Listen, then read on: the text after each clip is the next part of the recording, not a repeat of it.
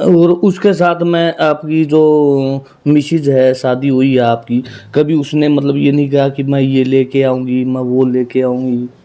नहीं, एक दो बार बोला था कि हाँ कुछ ले लो, भैया बोल रहे हैं, मम्मी कह रहे हैं, लेकिन हमने साफ मना कर दिया था कि मम्मी पापा ने मना कर दिया, हमें नहीं चाहिए, आप हो सिर्फ शादी करके लाएंगे और कुछ नहीं चाहिए, हमारी कोई डिमांड नहीं है। और बेटा रेलवे में है, कालका पोस्टेड है। अभी हमने शादी की बेटे की 1 मार्च को बापोड़ा गांव में वंशिका शेखावत, डॉटर ऑफ श्री कृष्ण सिंह शेखावत।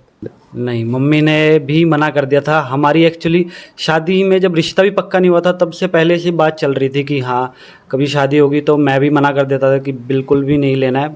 और पापा मम्मी ने कभी ये तक नहीं कहा कि नहीं हम तो लेंगे, थोड़ा बहुत तो लेना पड़ता है दिखाने के लिए, नहीं, उन्होंने भी साफ मना कर दिया था कि हाँ बिल्कुल यही है कि हम नहीं लेंगे।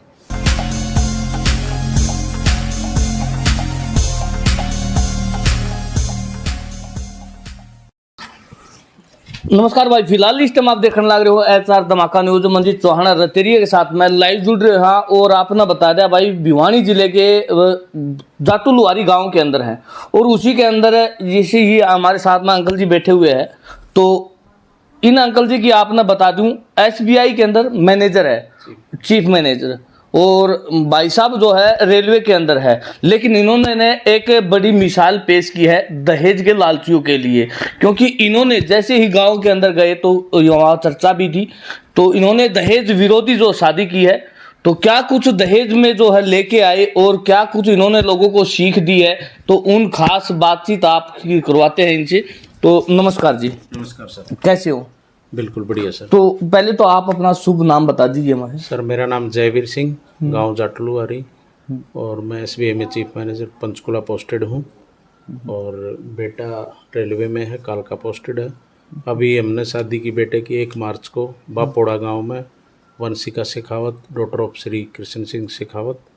तो हमने जी शादी जब ये हमारी रजामंदी हुई तभी हमने भाई लड़की वालों को बोल दिया था भाई हमने सिर्फ 1 रुपया, 1 रुपये से 1.25 रुपया भी नहीं लूँगा मैं, और न कोई सामान लूँगा जी। सामान भी हमारे पास बहुत है भगवान की दया से, आप खर्चा लगाओ, हमारा वेस्टेज हो तो कोई फ़ायदा नहीं उसका।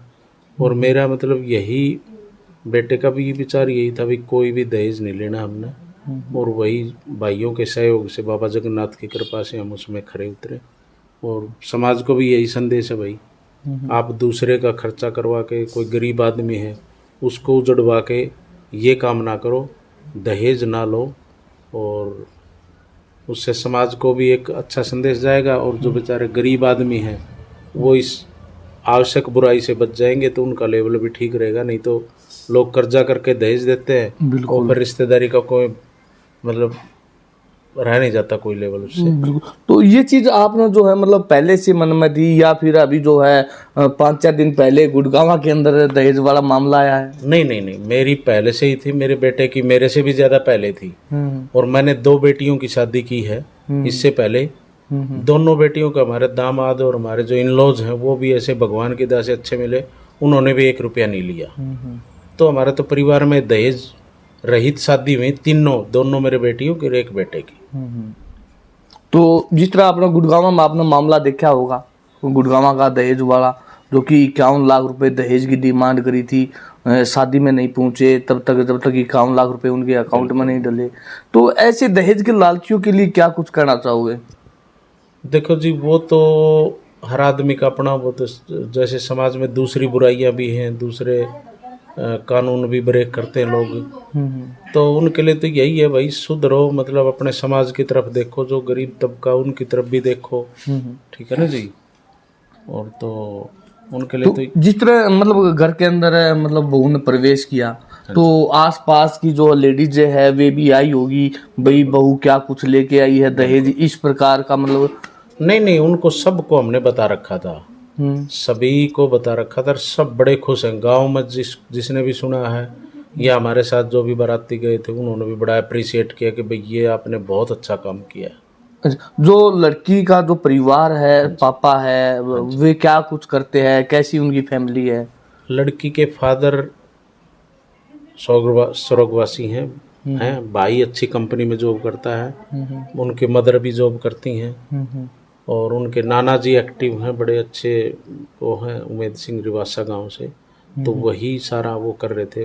लेकिन तो उनको मैंने क्लियर बोल दिया था भाई कोई प्लीज़ मेरे को शर्मिंदा मत करिए, मतलब दहेज दे के। तो अच्छी बात कर ले तो भाई, और कैसे हो? बढ़िया जी। तो शादी कैसी निपट गई? बहुत अच्छी निपटी, सब कुछ अच्छे से हो गया और बहुत खुशी हुई सब टाइम से, और सबका साथ बाबा जगन्नाथ का आशीर्वाद रहा, सब कुछ निपट गया आज। अच्छा, नू को नहीं तेरे मन में आई कि भाई पापा तो मेरी भरी थाली में ठोकर मार दी, इतना केस आता, इतनी गाड़ी आती? नहीं, मेरा तो शुरू से ऐसा है कि नहीं चाहिए।